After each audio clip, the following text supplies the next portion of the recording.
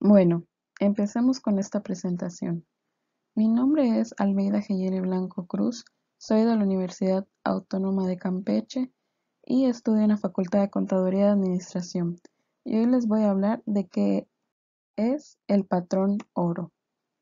Muy bien, el patrón oro es un sistema monetario respaldado por el oro, es decir, que el valor de cada unidad monetaria se fija en términos de oro. Con este sistema, el emisor de la moneda garantiza que los billetes y monedas emitidos están respaldados por el oro. Si los bancos centrales respaldan su moneda en oro y plata, este sistema se denomina patrón bimetálico. Aunque existieron muchas ocasiones a lo largo de la historia en que el oro fue dinero, cuando hablamos del patrón oro nos estamos refiriendo al imperio de este que tuvo lugar en Occidente en el siglo XIX. Y que tuvo su apogeo entre 1872 y 1914. Algunos historiadores fijan la aparición del patrón oro en Inglaterra, cuando Isaac Newton en 1717 incluyó en un ensayo sobre el sistema monetario una proporción de oro a plata que definía una relación entre las monedas de oro y el penique de plata, que iba a ser la unidad de cuenta estándar en la ley de la Reina de Gran Bretaña.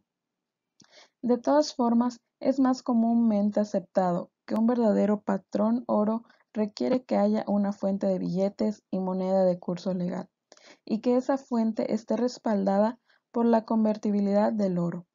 Dado que ese no era el caso durante el siglo XVIII, el punto de vista generalmente aceptado en Inglaterra no estaba bajo el patrón oro en ese momento. La adopción internacional del sistema fue gradual y aportó gran estabilidad a la situación financiera mundial debido a que proporcionaba inflación insignificante y un tipo de cambio fijo que era una bendición para el comercio internacional. En ese clima de tranquilidad, la prosperidad generalizada es casi inevitable.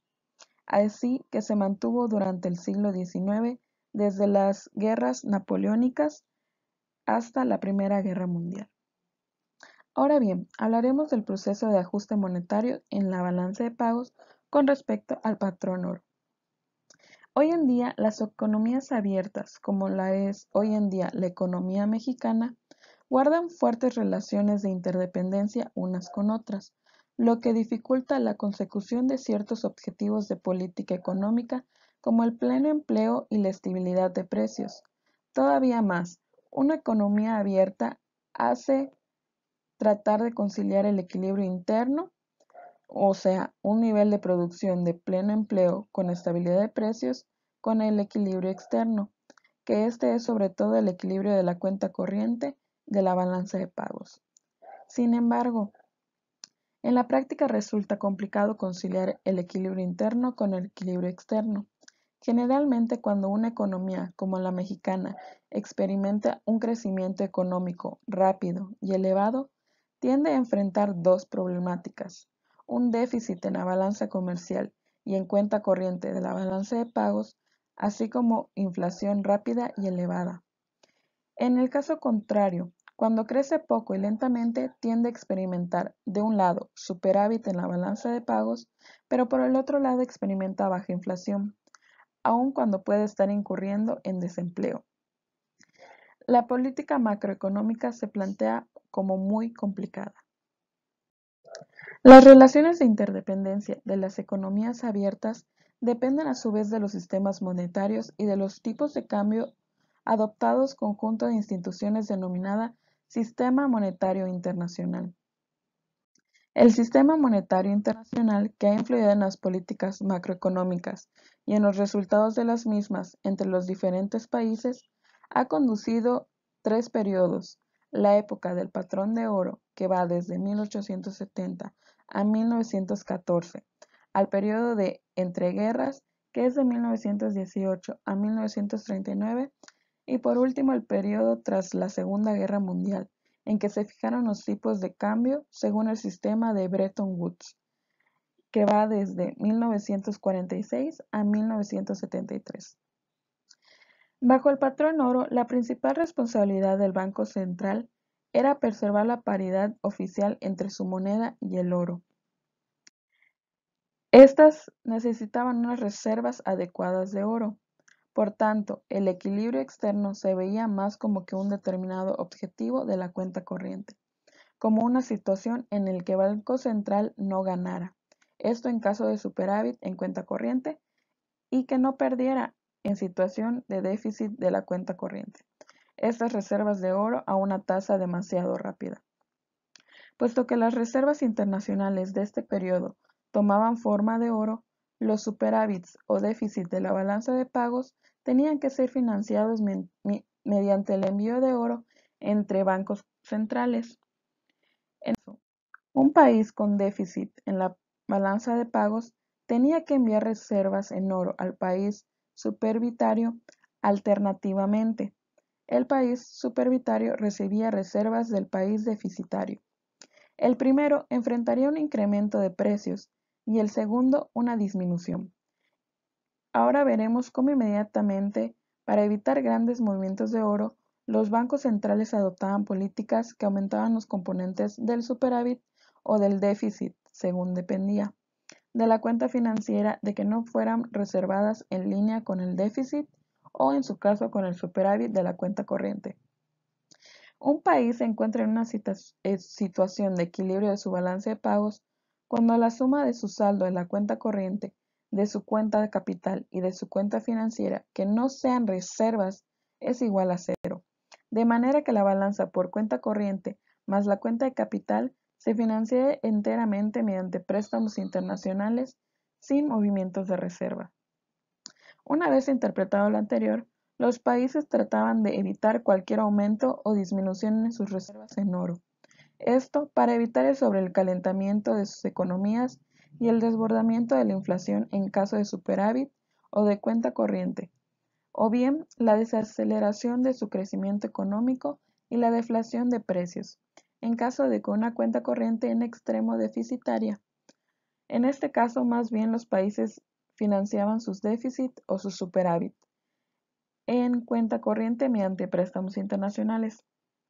Cuando un país deficitario pedía prestado a sus socios comerciales, que toda seguridad eran supervitarios, para financiarse sin recurrir en ningún momento a la venta de oro y por tanto a la disminución de sus reservas en oro. Sin embargo, y como ya lo adelantamos anteriormente, el patrón oro, que era en esencia un sistema de tipos de cambios fijos, generaba mecanismos automáticos que contribuían a conseguir de manera simultánea el equilibrio de la balanza de pagos de todos los países. La explicación siguiente nos dice que si el superávit de la cuenta corriente era mucho mayor al déficit de la cuenta capital, el país estaría incurriendo en un superávit global de la balanza de pagos. Entonces, por definición tenemos que los socios comerciales y financieros del país supervitario incurrían en déficit global en la balanza de pagos de tal manera que tenían que enviar oro al país supervitario. En consecuencia, el país supervitario recibía oro y el Banco Central de dicho país, para mantener fija la paridad cambiaria, compraba oro a sus exportadores a cambio de moneda nacional, lo que llevaba a un aumento de la oferta monetaria y por tanto a un incremento de precios, que, sin incremento en el tipo de cambio nominal, conducía a una revaluación real de la moneda del país supervitario y por tanto una disminución de sus exportaciones y un aumento de sus importaciones hasta el restablecimiento equilibrado de su balanza de pagos. Con los socios deficitarios sucedía exactamente lo contrario. Los bancos centrales vendían oro a cambio de moneda nacional, lo que provocaba una disminución de la oferta monetaria y por tanto una disminución en los precios, que, sin disminución en el tipo de cambio nominal, provocaba una devaluación real de las monedas de los países deficitarios que impulsaban exportaciones, pero que inhibía sus exportaciones hasta el restablecimiento del equilibrio de sus respectivas balanzas de pago. Este mecanismo que estamos explicando y que se denomina como ajuste precio-flujo flujo de especie fue descrito por David Hume en 1752 y Paul Samuelson lo plantea de la siguiente manera en su libro de la economía. Con un ajuste internacional de 4 tenazas. Trasladando el análisis anterior, el flujo de mecanismo de ajuste de precio de especie bajo el patrón oro a los tipos de cambio fijo, mismos que estuvieron vigentes desde 1946 hasta 1973, en el que la moneda de reserva era el dólar americano en vez del oro. Entonces, tenemos lo siguiente. Si un país incurría en superávit global en la balanza de pagos, el Banco Central de dicho país tenía que comprar dólares a cambio de moneda nacional, por lo que aumentaba la oferta monetaria nominal que hacía caer la tasa. Esto con interés. La disminución del tipo de interés provocaba una disminución del tipo de aumento de la demanda de consumo y de la demanda de inversión. Por tanto, aumentaba la demanda agregada, lo que traía consigo un aumento de los precios que incidía en la revaluación real de la moneda del país supervitario. En conclusión, tenemos que varios intentos por arreglar los equilibrios de la balanza de pagos se llevaron a cabo en 1960, incluyendo los topes a la importación del petróleo, impuestos especiales a las importaciones, reducción del déficit del gobierno. Sin embargo, estos no dieron resultado. Ante esta situación, en mayo de 1971, la República Federal de Alemania decidió abandonar el acuerdo de Bretton Woods y dejar de flotar el tipo de cambio a su moneda. Al mismo tiempo, otros países incrementaron su demanda de oro por dólares, ya que esto fue gracias a un ataque especulativo.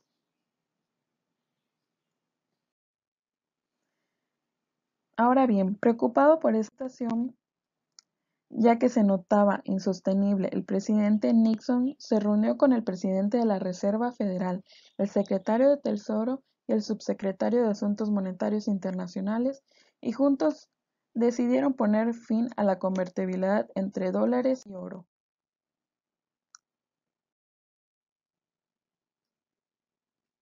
Muy bien, esto trajo consecuencias.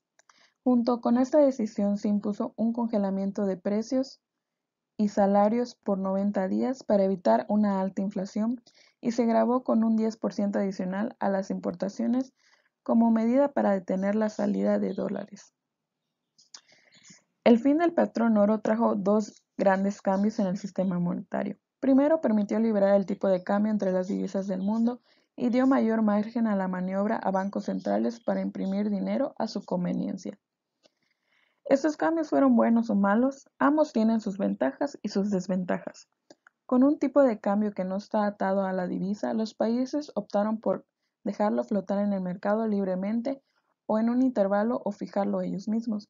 Dependiendo del esquema que se eligió, fueron los resultados. Por ejemplo, países como nuestro México, que fijaron el tipo de cambio, sufrieron constantes devaluaciones por los riesgos de mantener esa paridad, mientras que un tipo de cambio flotante generalmente permite absorber de manera efectiva choques externos.